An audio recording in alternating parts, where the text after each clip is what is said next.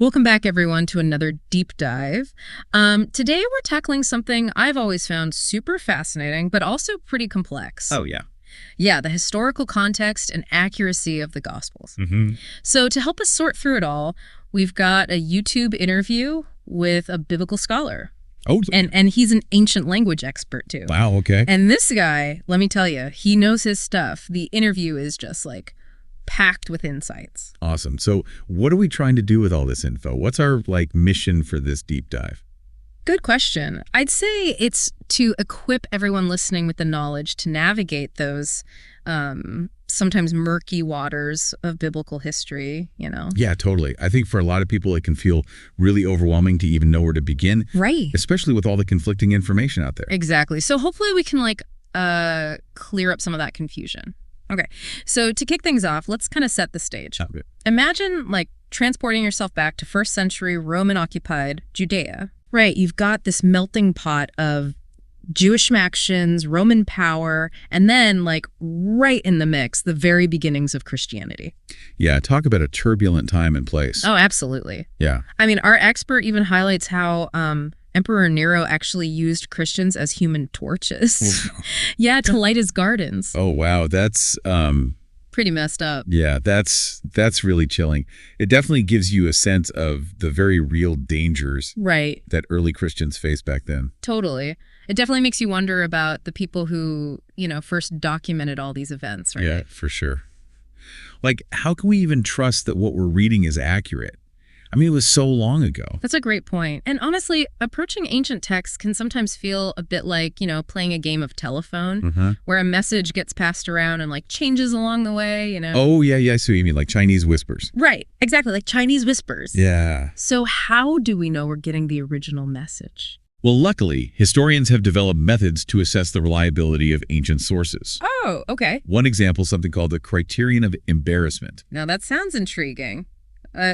What is that exactly? So it's this principle that suggests that if a text includes details that are embarrassing or unflattering to the authors or to their group, okay, it's more likely to be true. Oh, okay.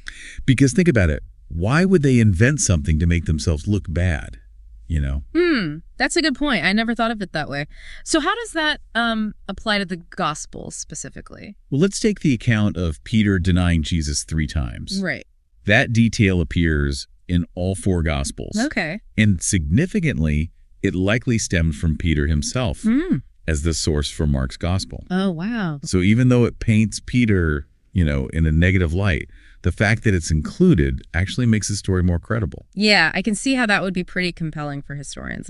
Okay, they're not just trying to make themselves look good. Exactly. It suggests a certain level of honesty and authenticity. Yeah. In those early accounts. Okay, so let's talk about the 4 main Gospels. Matthew, Mark, Luke, and John. These were written decades after Jesus' death, right? That's right. We estimate they were penned between 40 and 60 AD. Okay. With Mark considered the earliest. Gotcha. But there's another category of Gospels that I think we need to address, what are sometimes called the banned Gospels. Oh, right. Things like the Gospel of Mary Magdalene, Gospel of Thomas, Gospel of Judas. Exactly. They weren't included in the Bible, but they were circulating among some early Christian groups. So what set them apart? Well, they often present a very different image of Jesus. Okay. One that's more aligned with pagan mysticism. Interesting. Than the Jewish rabbi depicted in the canonical Gospels. For example, in these texts, Jesus is often focused on imparting secret knowledge. Oh, wow. So it sounds like a very different focus from the public ministry and teachings of Jesus. Right, exactly. You could say that the banned Gospels reflect a worldview where individual divinity is central. Which is a stark contrast to the emphasis on God's grace and atonement in the canonical Gospels. Right. Now, there's a common misconception that the Council of Nicaea in 325 AD oh, yeah? was where powerful men got together and decided what went into the Bible. Is that accurate? Not at all. Yeah. The Council's main purpose was to address a theological dispute okay. known as Arianism, which questioned the divinity of Jesus. So this whole idea of a council dictating the contents of the Bible is a myth. Precisely. The biblical canon was largely established much earlier by the 2nd century. Gotcha. In fact, Constantine, the emperor who convened the Council of Nicaea, he actually commissioned Codex Sinaiticus, right, which is an incredibly valuable early Bible in the 4th century. So that codex actually serves as physical evidence against this idea that the Bible was suddenly, like, decided at Nicaea? Exactly. It reinforces the understanding that the canon was already widely accepted by that time. Okay, before we get back to the Book of Enoch, I wanted to kind of circle back to something you mentioned earlier about the Gospels. Oh, yeah. Yeah, and how they kind of clashed with Roman paganism. Yes, that's a crucial point to consider. You see, the teachings of Jesus, particularly those centered around salvation, were often fundamentally at odds with the prevailing beliefs in Roman society.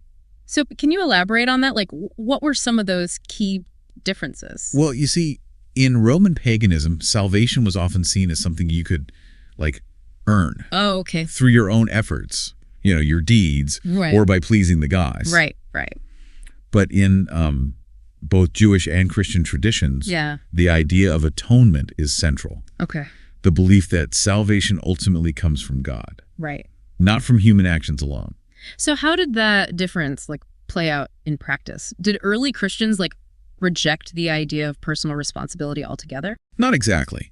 While personal piety and good works were still considered important, early Christians placed a much greater emphasis on God's grace. Okay. Particularly as manifested through Jesus' sacrifice. That does seem like a pretty radical departure, like, from the Roman worldview. Right. Where, like, individual effort and striving for excellence were so highly prized. Yeah, definitely. It was a significant point of tension. Okay. And it often put Christians in direct conflict with Roman authority. Oh, right. Because they were seen as a threat? Exactly. Remember, many Romans saw their emperors as divine figures, and the Christians' refusal to worship them was, perceived as a direct threat to the empire's stability. Wow. So something as, like, seemingly abstract as a theological difference could have very real political and social consequences. Absolutely, yeah. Religion and politics were deeply intertwined in the Roman world, and this clash between Christian beliefs and Roman power structures would continue to shape the course of history for centuries to come. It's amazing how these ideas can, like, ripple outward. It really is. Okay, now let's finally get to that mysterious Book of Enoch. Okay. You mentioned it's classified as pseudepigraphical literature. Right. Could you explain what that means? Yeah.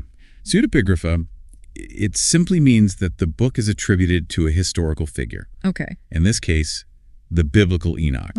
But it wasn't actually written by him. Okay. Scholars believe it was composed much later, probably sometime between the 3rd century BC and the 1st century AD. So the Enoch who supposedly walked with God and was taken up to heaven without dying didn't actually pen this book.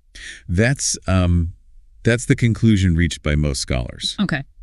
Based on, the evidence within the text itself. Okay. It doesn't bear the hallmarks of the time period when the biblical Enoch is supposed to have lived. I see. So I'm curious, why has the Book of Enoch gained so much traction recently? What is it about this non-canonical text that, like, captivates people's attention?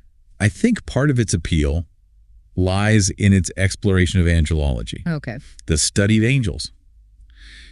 It delves into their nature, their hierarchy, and the roles they play in both good and evil.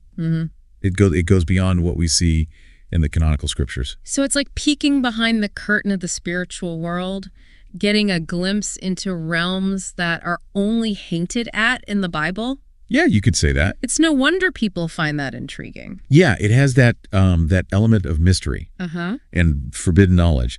The Book of Enoch, it tells stories of fallen angels. Okay. The Watchers, who rebelled against God and mated with human women. Oh, wow. And those offspring were the Nephilim, right? So those giant, powerful beings we read about in Genesis. Exactly. The Book of Enoch expands on their story. Okay. Portraying them as these, almost mythical figures who bring chaos and destruction to the world.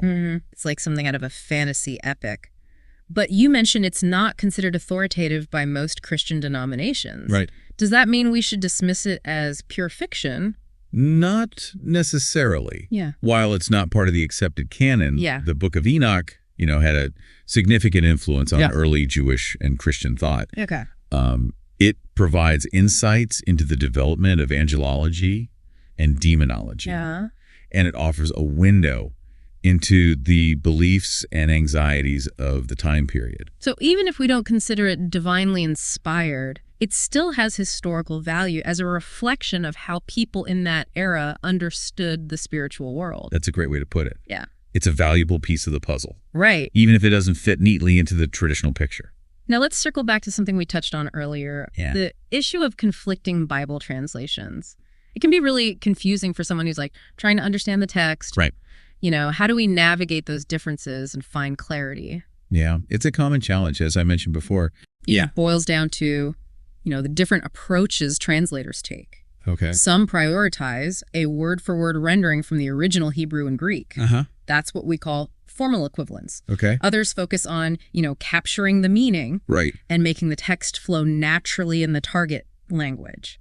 That's dynamic equivalence. So it's like a balancing act between like accuracy and readability. Yeah. And there's no single correct way to translate. Right. Each approach has its own strengths and weaknesses. For example, a formal equivalence translation might preserve the nuances of the original language, but sound like awkward or stilted to modern ears. Okay.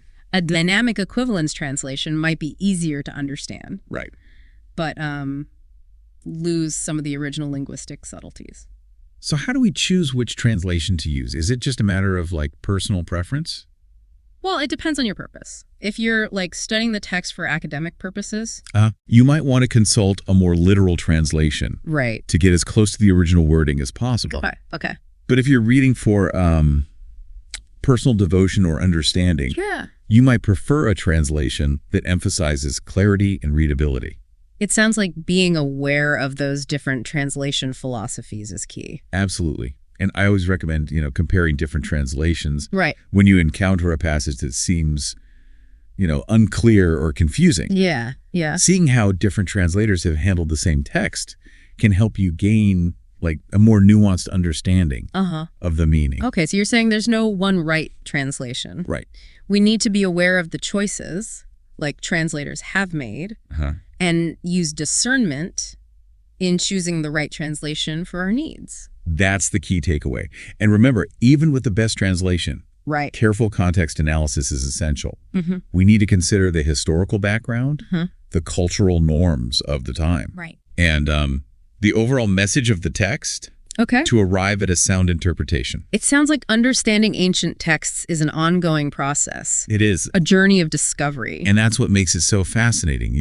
We're constantly learning, refining our understanding, and engaging in dialogue with both the past and the present. Speaking of like ongoing discovery, let's revisit the scholar we discussed earlier, Ammon, who has that controversial view of the Septuagint. Oh, yeah. You mentioned he believes it's actually the original text while the Hebrew is a translation. I'm still struggling to like wrap my head around that. Yeah, I understand. It's a very unconventional viewpoint. What evidence does he like offer to support such a radical claim? Well, Ammon bases his argument on his deep knowledge of classical Greek and his analysis of certain linguistic patterns in the Septuagint. He claims that some of these patterns reflect a more accurate understanding of ancient Hebrew grammar and syntax than the Masoretic text, which is the traditional Hebrew text of the Old Testament. So he's suggesting that the Greek translators of the Septuagint had access to like an older, perhaps more pristine Hebrew text than the one we have today. That's essentially his argument. He sees the Septuagint as preserving linguistic features that were, lost or corrupted in the transmission of the Hebrew text. But you mentioned earlier that the vast majority of scholars disagree with his conclusions. Right. Why is there like such strong resistance to his view? Well, there are several reasons. First, his methodology has been, critiqued. Some scholars argue that he's, cherry picking evidence and reading too much into certain linguistic patterns. They're questioning his interpretation of the data, even though he's like an expert in classical Greek. Exactly. They argue that his expertise in Greek, doesn't necessarily translate into expertise in ancient Hebrew linguistics, which is, a very specialized field. It makes you wonder about the boundaries of expertise. Just because someone's brilliant in one area doesn't mean they're an authority on everything. That's a crucial point. And it's something, we all need to keep in mind when evaluating claims, even those made by experts. What are some of the other reasons scholars push back on Eamon's claims about the Septuagint? Well, there's also the issue of historical evidence. Okay. The vast majority of manuscripts and historical records support the traditional view that the Hebrew text is the original. Okay. We have fragments of Hebrew manuscripts that predate the Septuagint. Oh, wow. Which, undermines Eamon's claim that the Septuagint is based on a more ancient Hebrew text. So the physical evidence contradicts his theory? To a large extent, yes. Yeah. And there's also the question of scholarly consensus. Okay. The vast majority of scholars who specialize in ancient Hebrew biblical studies reject Eamon's view. Yeah. It's not just a matter of a few dissenting voices. Right. There's a strong consensus based on decades of research and analysis. So it's a reminder of the importance of considering the wider body of evidence and not just relying on a single individual's interpretation, even if they're an expert. Absolutely. It's about, looking at the whole picture, weighing the evidence, and being willing to engage in respectful debate. That's how we, move closer to a more accurate understanding of history. Eamon's case is fascinating, even if his theory is, controversial. It really is. It raises important questions about how we evaluate expertise, the role of scholarly consensus, and the ongoing process of historical inquiry. It reminds us that even in fields like biblical studies, there's always more to learn. Right. New perspectives to consider. Yeah. And room for healthy debate. Speaking of debate, there's one more topic from our source material that I want to touch on before we wrap up part 2. It's something that puzzled scholars for centuries. Yeah. The unique style of Greek used in the New Testament. Ah, you're referring to what was once dubbed Holy Ghost Greek. That's the one. What's the story behind that rather intriguing name? Well, for a long time, scholars noticed that the Greek of the New Testament, differed significantly from the classical Greek. Okay. Used by, philosophers and historians like Plato or Thucydides. Right. It seemed simpler, less polished, and almost, rough around the edges. So how did they explain that difference? Well, in the Middle Ages, some scholars attributed it to divine inspiration. Oh, okay. They believed that the Holy Spirit had, guided the New Testament writers to use a form of Greek that was more accessible to the common people. Interesting. They even saw the language itself as evidence of the Bible's divine origins. It's fascinating how they, interpreted those linguistic features as a sign of divine intervention. Yeah. But as with many historical assumptions, this theory eventually faced challenges in light of new discoveries. Okay. In the late 19th century, archaeologists unearthed a treasure trove of papyri in the Egyptian town of Oxyrhynchus. Oh, yeah, those ancient garbage dumps. Exactly. Remember, these were everyday documents, right? Like receipts, letters, contracts. Yeah. Found in, those ancient garbage dumps. It's amazing what people threw away back then. And what's even more amazing is what these papyri revealed about the language of the time. It turned out that the Greek used in these everyday documents was remarkably similar to the Greek of the New Testament. So the mystery of Holy Ghost Greek was solved. Exactly. What scholars had attributed to, divine inspiration was actually just the common everyday Greek spoken throughout the Roman world. Oh, okay. We call it Koine Greek, which literally means common Greek. So basically they were just writing in the language of the people. Exactly. Makes sense. It's a perfect example of how, new discoveries can challenge old assumptions. Right. And shed light on the past. Yeah. It also highlights the importance of considering the social and cultural context when studying ancient texts. Precisely.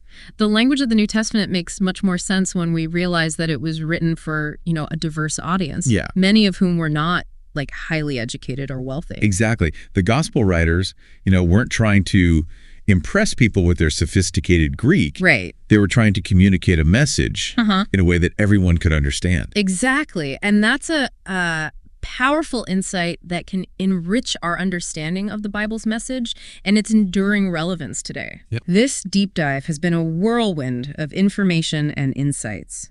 We've explored the historical context of the Gospels, delved into the complexities of biblical translation, and even uncovered the truth behind Holy Ghost Greek. But our journey isn't over yet.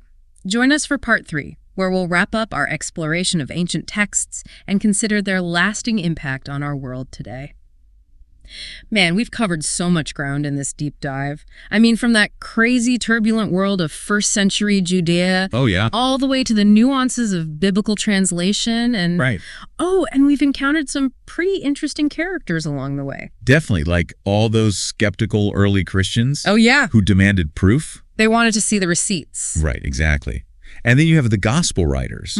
Who use that everyday language to convey those really profound messages. Oh, for sure. And even, scholars like Ammon who remind us that expertise has its limits. I think that's a good takeaway for all of us, honestly. Yeah, for sure. It's like we've been piecing together this giant historical puzzle. It really is. But there's one piece I still find super intriguing. Okay. That idea that, certain aspects of what we consider modern values actually have roots in ancient Judeo-Christian ethics. Yeah, that's a connection that often surprises people. We tend to think of those ancient texts as like belonging to a bygone era. Right. But their influence is still very much alive in the values we uphold today. You mentioned earlier that concepts like consent, universal human worth, and care for the vulnerable can be traced back to those very origins. Could you, expand on that a bit? Certainly. Let's take the concept of consent, for example. In Roman society, sexual exploitation and coercion were, widespread. Yeah. Slavery was a common practice, and women had very limited legal rights. Yeah.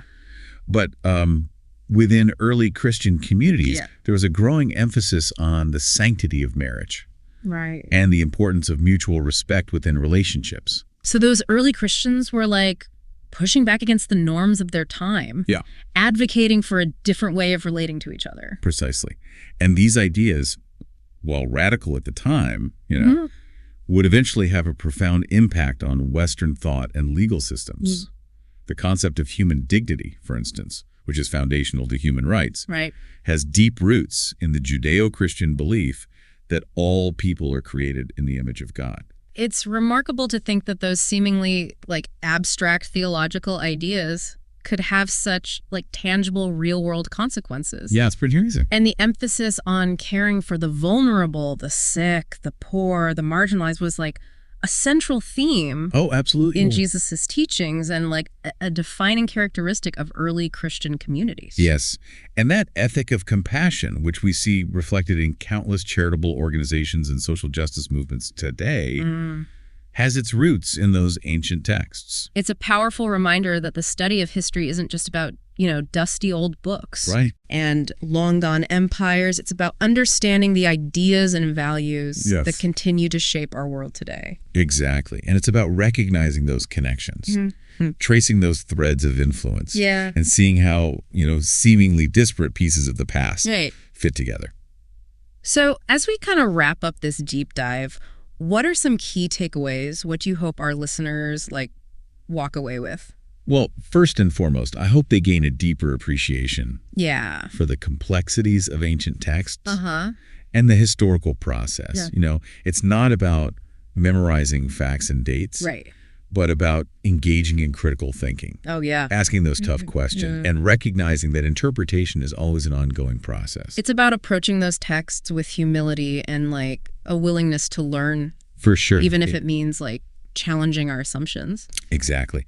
And I also hope, our listeners are inspired to keep exploring, keep digging deeper into these topics. There's so much more to uncover. Yeah, that's what I love about history. It's a never-ending journey of discovery. It really is. And this deep dive has certainly given us plenty to ponder. I mean, we've debunked myths, explored controversies, and hopefully equipped our listeners with the knowledge to navigate this fascinating world of ancient texts. Absolutely. And perhaps, most importantly, we've highlighted those enduring connections between the past and the present. Yes. Showing how those ancient ideas still resonate in the values and beliefs we hold dear today. It's a powerful thing. So as we wrap up this episode, I want to leave our listeners with a final question to ponder. How does understanding the historical context of the Bible, with all its complexities and nuances, affect our interpretation of its message and its relevance in the world today? That's a great question to reflect on.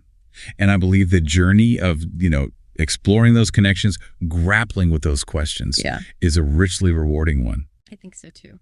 Well, thanks for joining us on this deep dive into the world of ancient texts. We hope you've enjoyed the journey as much as we have. Until next time, keep exploring, keep questioning, and keep learning.